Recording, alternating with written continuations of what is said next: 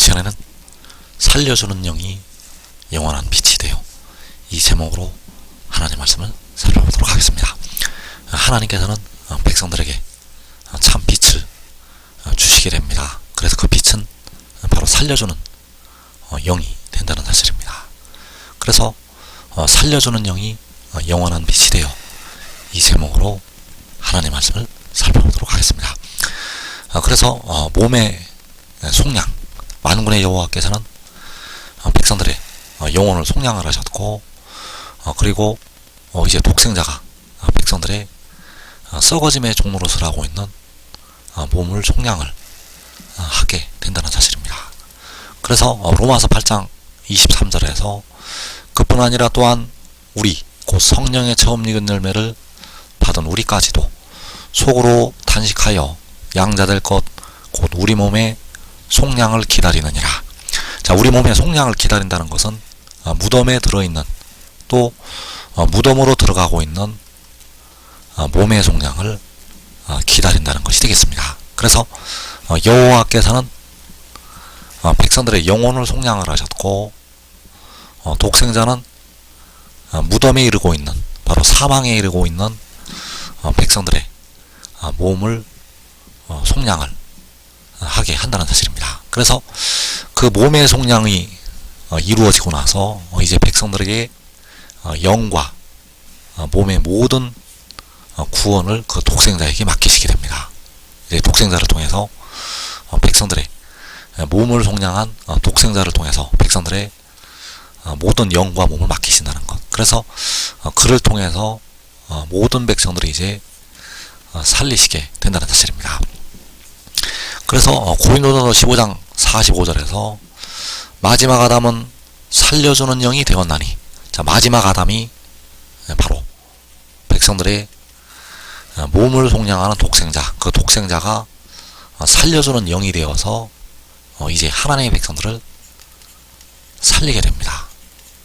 그래서 이때 살릴 때는 영을 포함해서 몸까지 썩어짐의 종노릇을 하고 있는, 무덤에 들어가고 있는 그 몸까지 살리시게 된다는 사실입니다. 그래서 그 살려주는 영이 바로 독생자가 이제 백성들을 살릴 때 그를 빛으로 나타나게 하신다는 사실입니다.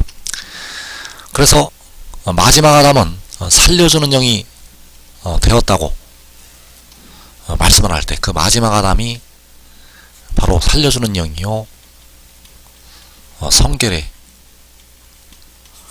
영이 된다는 사실입니다. 그래서 그가 자기 영혼을 제물로 드려서 백성들의 몸의 속전을 지불을 하게 됩니다. 무덤에 들어있는, 사망에 이르고 있는 백성들의 몸의 속전을 지불을 한다는 것. 그리고 이제 그를 통해서 빛을 비추시게 됩니다. 만군의 여호와께서는 그 독생자를 통해서, 바로 마지막 아담을 통해서 빛을 비추신다는 것. 그래서 가장 먼저 성소에서 그 빛이 나타나게 됩니다. 그래서 시편 50편 2절에서 온전히 아름다운 시온에서 하나님이 빛을 비추셨도다. 자, 온전히 아름다운 시온이 바로 성소요, 의인들의 장막이 되겠고, 거기에서 하나님이 빛을 비추시게 됩니다. 그래서 하나님이 빛을 비추신다는 것은 아버지와 아들이 빛을 비추신다는 것이 되겠고, 바로 아버지께서 그 아들 안에 계셔서 빛을 비추신다는 것이 되겠습니다. 그래서 이 빛을 비추실 때는 계시록 6장의 환난 날에 이 빛을, 그 온전히 아름다운 시온 성소에서 빛을 비추시게 됩니다. 그리고 이제 그 아들을, 그 독생자를 열방의 목전에서 이제 나타내시게 됩니다.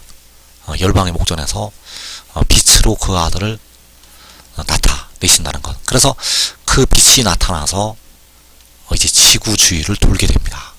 이때는 해와 달과 별이 빛을 잃게 되고 참 빛이 나타나서 운행을 하게 됩니다.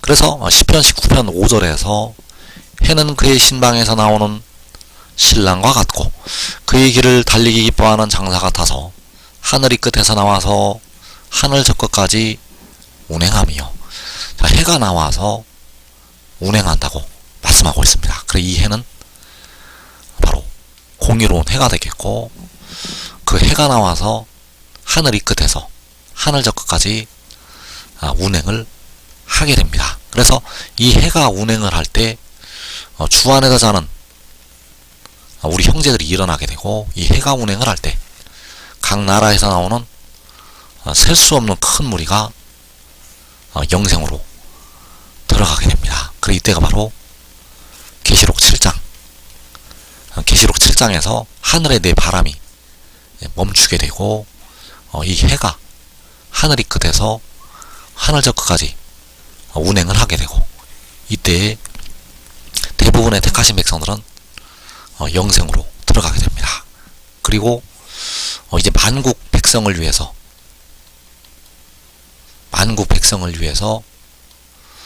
그 빛이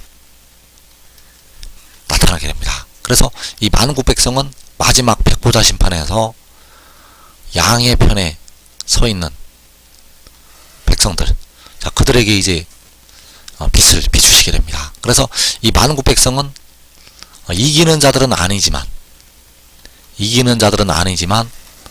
그 행위로 말미암아 가장 마지막에 영생을 얻게 됩니다. 그래서 계시록 21장 23절에서 그 성은 해나 달의 비침이 쓸데없으니 이는 하나님의 영광이 비치고 어린 양이 그 등불이 되심이라. 만국이 그 빛 가운데로 다니고, 자, 하나님의 영광이 비치고 어린 양이 그 등불이 되신다고 말씀을 하고 있습니다. 그래서 하나님 아버지께서는 독생자를 통해서, 독생자인 어린 양을 통해서 빛을 비추시게 됩니다. 그래서 만국이 그 빛 가운데로 다닌다고 말씀을 할 때, 이 만국이 바로 마지막 백보자 심판에서 양의 편에 서 있는 사람들, 자, 이들이 그 빛 가운데로 다니게 된다는 사실입니다.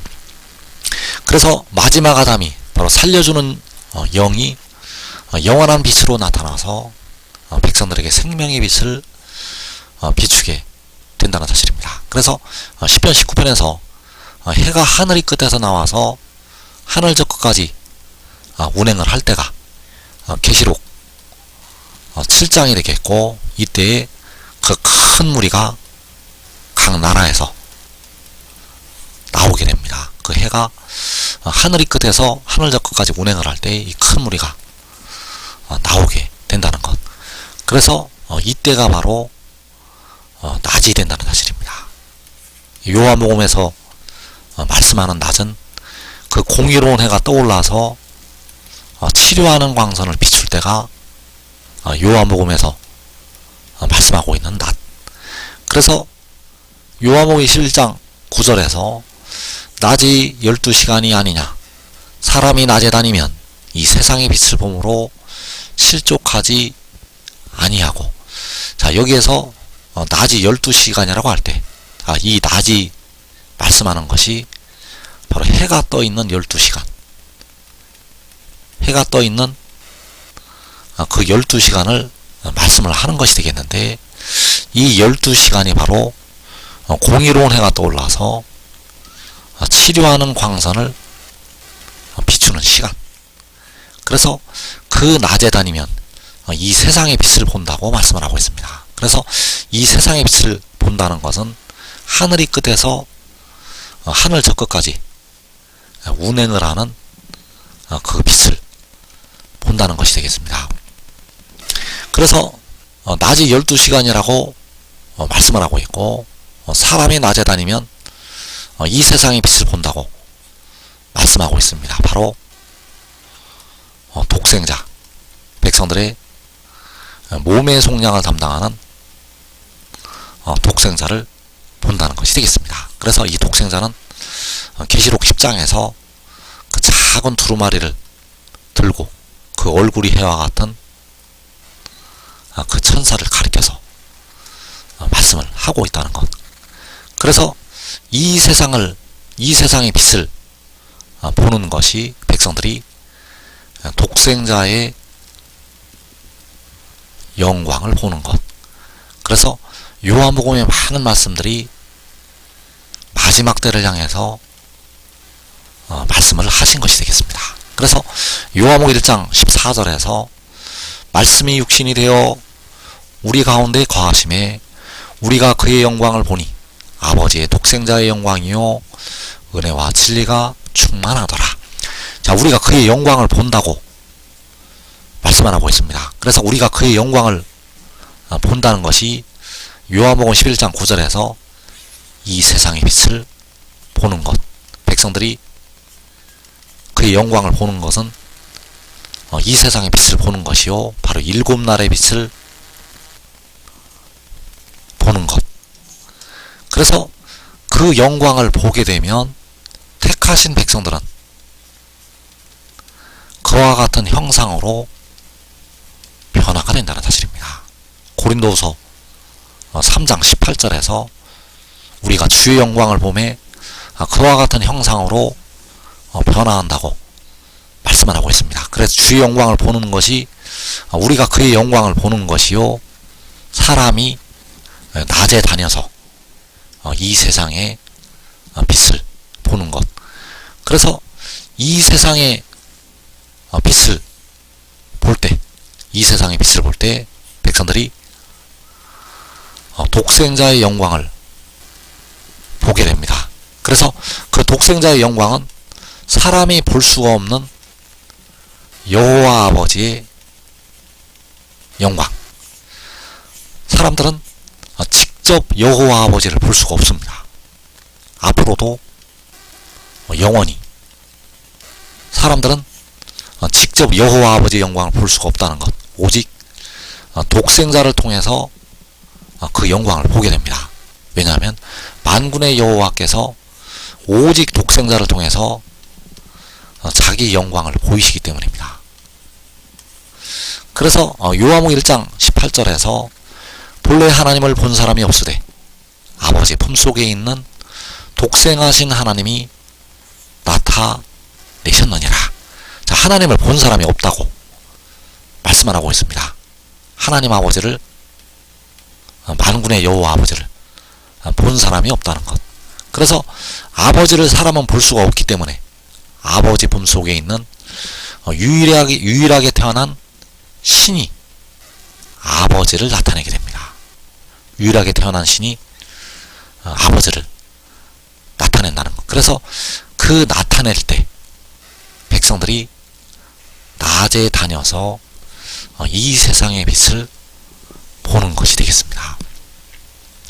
그 독생하신 유일하게 태어난 신이 아버지를 나타낼 때 그때 바로 백성들이 이 세상의 빛을 보게 된다는 것. 그래서 공의로운 해가 떠올라서 열방의 목전에서 치료하는 광선을 발하게 되는데 그 전에 성소에서 먼저 그 빛이 나타나게 됩니다. 그래서 시편 50편 2절에서 온전히 아름다운 시온에서 하나님이 빛을 비추셨도다. 자, 열방의 목전에 공의로운 해가 떠오르기 전에, 공의로운 해가 떠올라서 열방의 목전에서 치료하는 광선을 비추기 전에 먼저 온전히 아름다운 시온에서, 바로 성소에서 하나님께서, 바로 아버지와 아들이 빛을 비추시게 됩니다. 그래서 그 독생자에 관한 비밀, 이 비밀을 바울 사도는 셋째 하늘에 이끌려 올라가서 깨닫게 되었습니다. 그래서 그 비밀이 디모데전서 3장 16절, 요한복음 3장 16절도 독생자에 관한 말씀이요, 이 디모데전서 3장 16절도 바로 독생자에 관한 하나님의 비밀. 그래서 그는 육신 안에 나타난 바 되시고 영안의 의롭다 하심을 받으시고 천사들에게 보이시고 만국에서 전파되시고, 자, 이 만국에서 전파될 때가 공의로운 해가 열방의 목전에서 치료하는 광선을 비출 때, 그래서 만국에 그 독생자가 전파되기 전에, 만국에 그 독생자가 전파되기 전에 그가 영안의 의롭다 하심을 받으시고 천사들에게 보이시게 됩니다. 그래서 영안의 의롭다 하심을 받고 천사들에게 보이실 때가 시편 50편 2절에서 온전히 아름다운 시온에서 빛을 비추실 때, 그래서 이 천사들이 바로 의의 나무들이 되겠고, 이 천사들이 계시록 7장에서 이제 인을 치는 천사들로 나타나게 됩니다. 그래서 그가 육신 안에 나타난다는 것은 독생자가 육신 안에 나타나는 것이요, 그 독생자의 영이, 바로 살려주는 영이 육신 안에 임하는 것이요, 바로 그가 하늘에서 내려오는 것이요, 위로부터 하늘로부터 나는 것이 되겠습니다. 그래서 하늘의 일을 믿고 순종하는 자들은 온전히 아름다운 시온에서 하나님의 빛을 비추실 때 자기와 자기의 온 집이 먼저 영생으로 들어가게 됩니다. 이 복된 자리에 꼭 들어가기를 축원합니다.